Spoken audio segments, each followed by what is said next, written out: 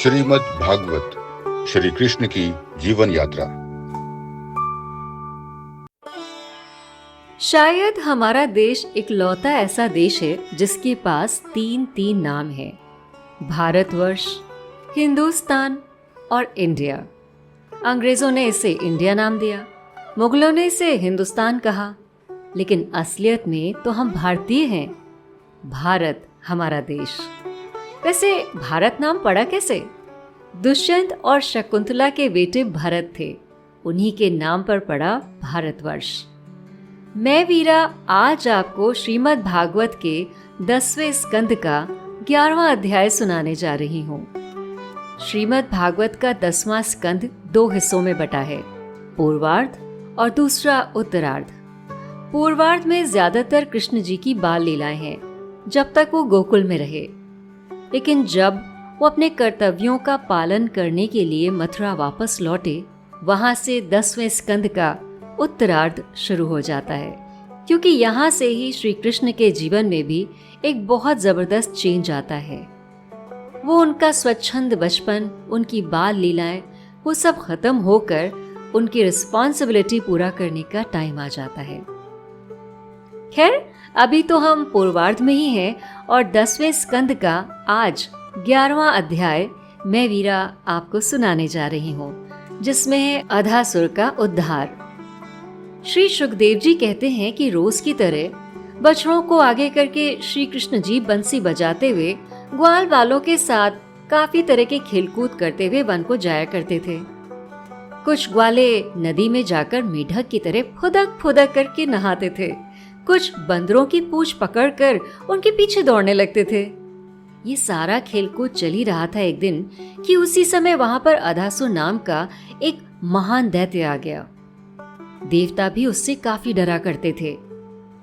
ये अधासुर पूतना और बकासुर का छोटा भाई था। इसे भी कंस ने श्री कृष्ण को मारने के लिए भेजा था।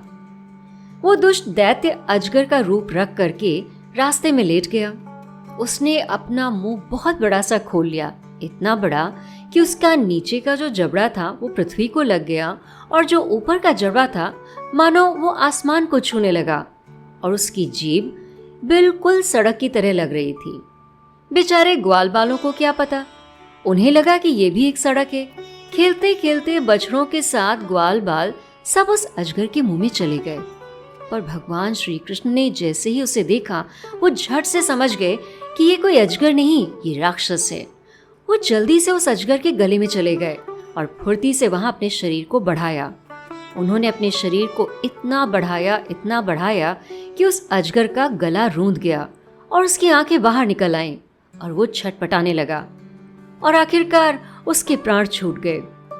इधर जैसे ही उसके प्राण छूटे, कृष्ण जी सभी ग्वाल बालों और बछड़ों को लेकर उसके मुंह से बाहर निकल आए और उन सबको अपनी दिव्य दृष्टि से वापस जीवित कर दिया।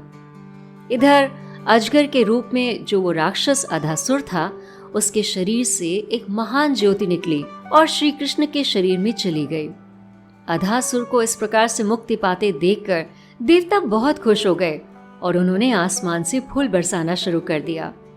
ये सारी लीलाएं भगवान श्री कृष्ण ने अपनी छोटी सी आयु यानी 5 साल की अवस्था में की थी।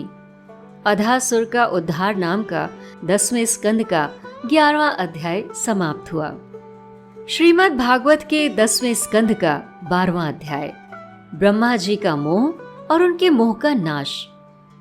एक बार की बात है कि भगवान श्री कृष्ण ग्वाल बालों के साथ गाय और बछड़ों को चराने के लिए वन में गए। ढेर सारी लीलाएं हमेशा की तरह उन्होंने करी। खूब खेला, खूब कूदा और फिर गोला बना करके बैठ गए और कृष्ण जी भी सबके साथ बैठकर भोजन करने लगे।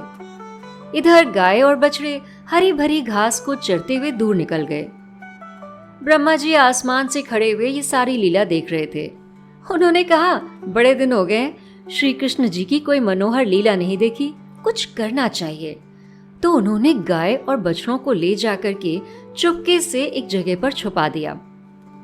कुछ देर बाद श्री कृष्ण जी ने इधर उधर देखा और गाय और बछड़े उन्हें नहीं दिखाई पड़े, तो ग्वाल बालों को वो छोड़कर उन्हें ढूंढने निकल पड़े। कृष्ण जी के चले जाने पर ब्रह्मा जी ने उन ग्वाल बालों को भी छुपा दिया जहां पर वो गाय बछड़े छुपे हुए थे। इधर भगवान श्री कृष्ण ने बहुत ढूंढा, पर उन्हें वो गाय और बछड़े ना मिले। वो यमुना जी के तट पे लौट आए, पर वहां उन्हें वो ग्वाल बाल भी नहीं दिखाई पड़े। इस पर श्री कृष्ण जी और परेशान हो गए। पर श्री कृष्ण जी परेशान क्यों हुए? वो तो सब कुछ जानते थे। हाँ, वो सब कुछ जानते थे, और वो ये भी जानते थे कि ब्रह्मा जी उनकी लीला देखना चाहते हैं। इसीलिए वो एक साधारण इंसान की तरह से बिहेव कर रहे थे। वो जान गए थे ना कि ब्रह्मा जी की करनी है ये। तो उन्होंने क्या किया कि उन्होंने अपने छोटे छोटे रूप प्रकट करे, गाय, बछड़े और ग्वाल बालों के, और इस तरह से जाके वो सब के सब अपनी माँ से मिल गए। और ब्रह्मा जी को आनंदित करने के लिए उन्होंने वो सारी लीलाएं करी जो रोज ग्वाल बाल करते थे। उन्होंने अपना शरीर बिल्कुल ग्वाल बालों जैसा बना लिया। वैसे ही हाथ, वैसे ही पैर, वैसी ही छड़ी, वैसी ही बांसुरी, वैसे ही पत्ते, वैसे ही छीके, वैसे ही वस्त्र और आभूषण, वैसा ही स्वभाव, उसी तरह का नाम, अवस्था, सब कुछ हूबहू वैसा ही कर लिया। और फिर वो 1 साल तक वहीं पर उन ग्वाल बालों की माओं के साथ लीला करते रहे। वैसे ही खाते पीते, वैसे ही चलते, वैसे ही इटलाते, वैसे ही जिद करते, और इसी के साथ साथ ग्वाल बालों की माताओं को बांसुरी भी सुनाते। और इधर ग्वाल बालों की माएं श्री कृष्ण को अपना बच्चा समझकर अपने हाथों में उठा लेती, उनको खूब खिलाती पिलाती, उनको सुंदर बनाती, नहलाती, उपटन लगाती, चंदन का लेप लगाती और दूध पिलाकर ढेर सारा प्यार करती। इस तरह से 1 साल तक श्री कृष्ण जी ने लीला करी। बस 5 दिन जब रह गए थे 1 वर्ष पूरा होने में, तो एक बार भगवान श्री कृष्ण अपने सभी रूपों के साथ बलराम जी के साथ गाय बछड़ों को चराने वन में गए।